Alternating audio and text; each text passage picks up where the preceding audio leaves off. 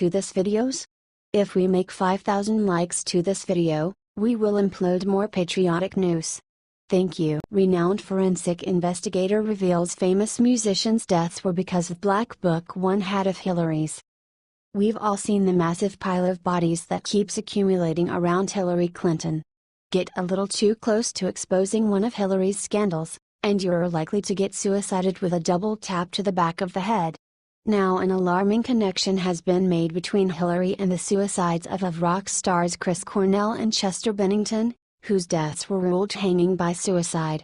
The liberal media along with lead fact-checker Snopes is frantic to keep the story under wraps, where they're now out in full force claiming that Hillary's involvement in these men's death is simply fake news. Chris Cornell and Chester Bennington. Back in May of this year, America was left in shock after rock star Chris Cornell hanged himself in a hotel bathroom, leaving behind a wife and 3 small children. Cornell's wife, Vicky Karayiannis, was very adamant from the beginning that she didn't believe her husband's death was a suicide, saying that her husband was extremely happy and didn't show any signs of wanting to end his life. Chris Cornell with his wife Vicky Karayiannis and 2 of their kids. Several weeks after Cornell's death, Dr. Werner Spitz, a world-renowned forensic pathologist, would echo Cornell's wife's claims, saying that after reviewing the autopsy report and the position of the body, that Cornell's death did not look like a suicide. Dr. Spitz worked on many high-profile murder investigations including John F. Kennedy and Martin Luther King, Jr., and served as an expert witness during the O.J. Simpson and Casey Anthony trials. World-renowned forensic pathologist Dr. Werner Spitz combined Dr. Spitz's findings with the fact that medical examiners discovered 9 broken ribs and head trauma during the autopsy, and Cornell's suicide begins to look extremely suspicious. While some naysayers are simply excusing the broken ribs as effects of the rescue team's resuscitation efforts, that still doesn't explain the head trauma, or why an astounding 9 ribs would be broken during CPR. Sounds like someone was literally fighting for his life that night. And when you see what Cornell was about to expose on Hillary Clinton, that chilling explanation becomes much more likely. Cornell and his wife Vicky were heavily involved in charity work, where they worked with organizations to mobilize support for abused and sexually exploited children from around the world. During his charity work over nearly a decade, Cornell became intimately involved in Hillary's Haiti charity, Aid's Still Required, where he would work to relocate sexually abused orphans out of Haiti. It was during this time that Cornell discovered that these orphans weren't being placed into better environments after all, but were then being sold into sexual slavery and human trafficking rings. According to neonatal.com, Cornell had not discovered a black book belonging to an elite pedophile ring that was part of a global child trafficking enterprise. Sources close to the deceased rocker say that Cornell was planning to go public with the names in the book shortly before he was found dead by suicide at his hotel room. Neonatal and TMZ reported, speaking to TMZ, a source close to Cornell has come forward claiming that he had uncovered evidence of a cocaine and child trafficking ring in Mena, Arkansas, that was tied to Bill and Hillary Clinton. According to the source, Mr. Cornell had uncovered the identities of high-level elites that were a part of the same satanic Illuminati occult operation as the Clintons and planned on exposing their goings-on right before he died. Cornell's death was officially ruled as a suicide, but his family and close friends say he was in no way suicidal, which has raised more than a few doubts about his untimely passing.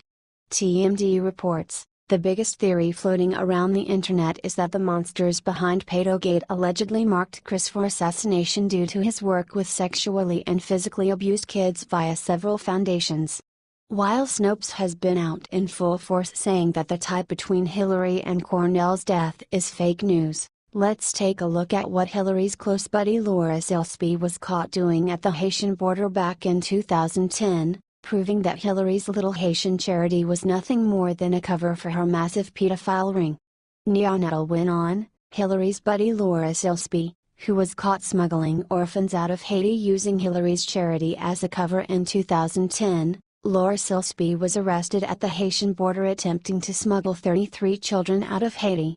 In the Virgin Islands resides an alleged secret hideaway for the child trafficking ring nicknamed Pedo Island, where billionaire child sex offender Jeffrey Epstein and the Clintons have reportedly been known to take trips back and forth together to this spot with Hollywood celebrities. According to the public record, Laura Silsby was smuggling kids out of Haiti from the very orphanage that was run by Comet Ping Pong pizza shop owner James Alifantis, lawyer Max Maccabi and his father Michael Maccabi. Remember, Pizzagate? It doesn't seem like fake news any longer, does it? What's chilling is that Hillary wasn't quite done yet silencing Cornell, but appears to have taken out his best friend too, Lincoln Park frontman Chester Bennington. Bennington was very active in Cornell's charities, and knew of the corruption going on with the pedophile ring in Haiti. He too would be dead by suicide 2 months later, in a suicide eerily similar to Cornell's. Many believe that Bennington's suicide was staged on the same day of Cornell's birthday, so it would appear as though Bennington was grieving the loss of his friend. It's blatantly apparent that Hillary will keep on silencing those who get too close to uncovering her dirty secrets. Of course, the liberal media will continue to excuse incidents like this as fake news, but examine the facts and make your own conclusion. When family members and leading forensic pathologists are calling BS, it's easy to see that there's far more to the story than the mainstream media is letting on. H.T. Daily Mail, New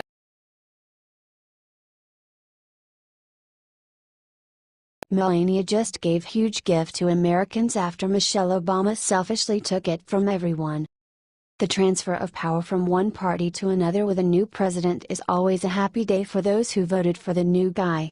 All the hopes and dreams of his party are hung on the newly minted president and all those campaign promises that he ran on. A lot of the time though, that stuff never actually happens. In many cases, those empty promises are left unfulfilled and the people just get angry. That hasn't been the case with President Trump during his first 7 months in office. He has been able to get an incredible amount done toward keeping his campaign promises, not the least of which is cutting spending. Given, the guy that he's being compared to didn't give him a whole lot of competition in the getting things done department. However, he's not letting that slow him down. The mammoth beast of a budget that the Obamas had created for White House staff was one of the first things to go.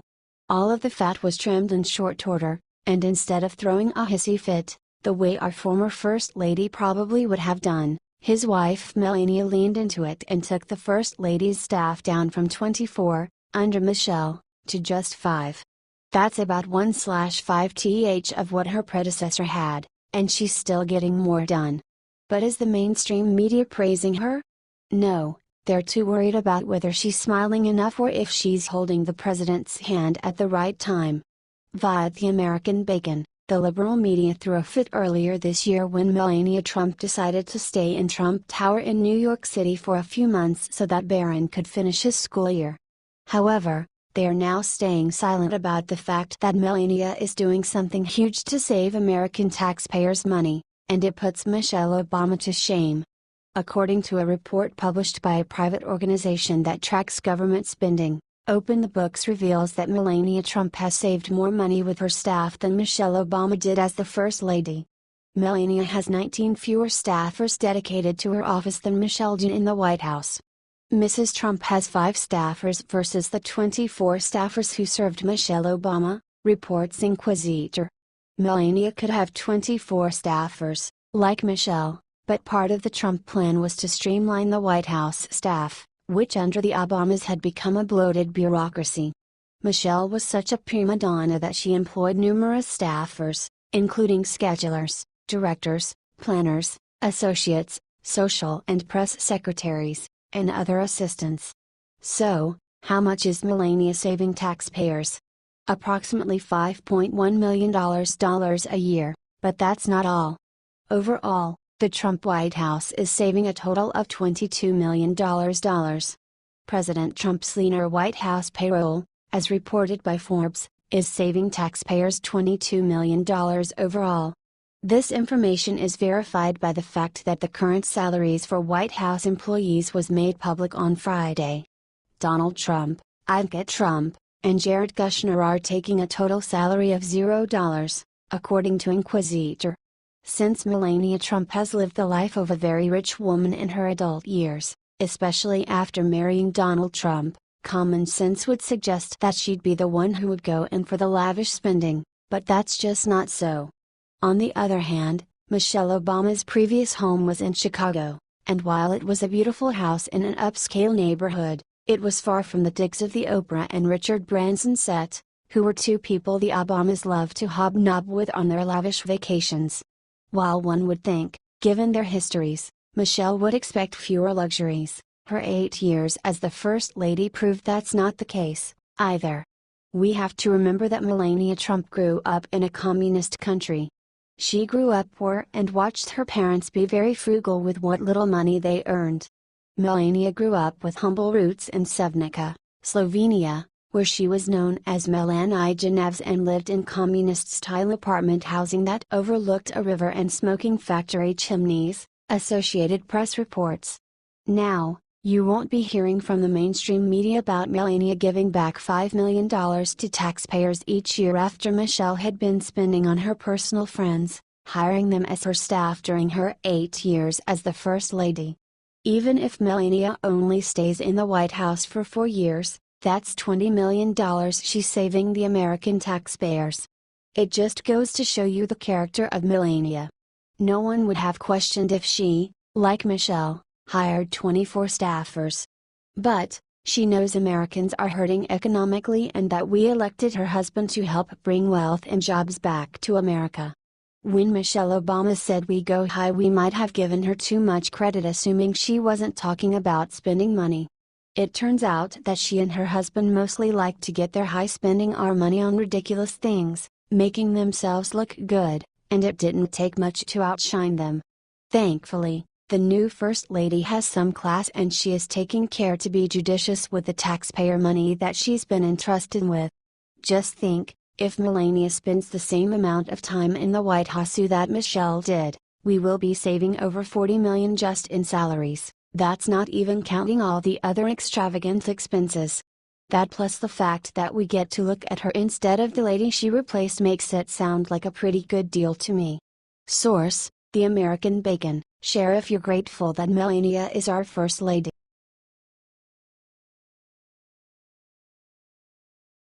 Michelle's nasty secret about why she keeps trying to take over as First Lady just got out.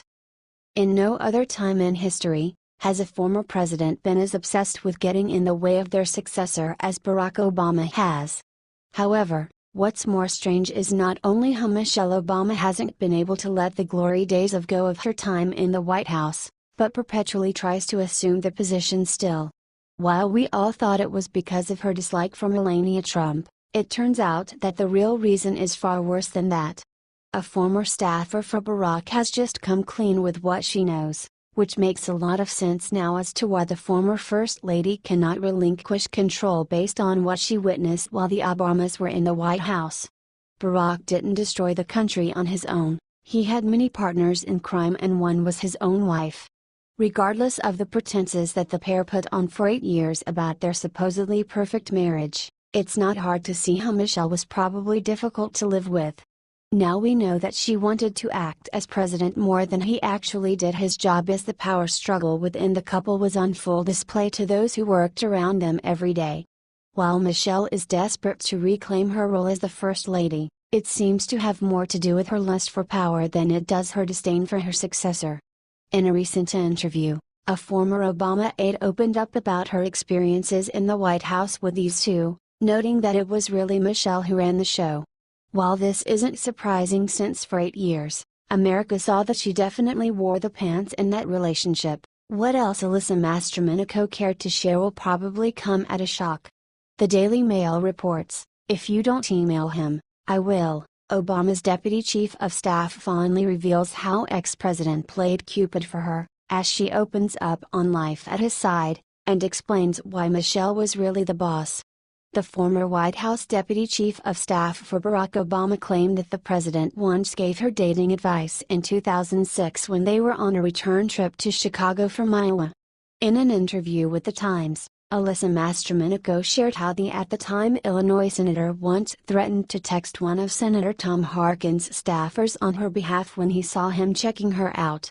"Obama turned to me and said, 'Look, He was really into you. And if you don't email him, I will," she writes in her book about her time working with Obama called "Who Thought This Was a Good Idea?"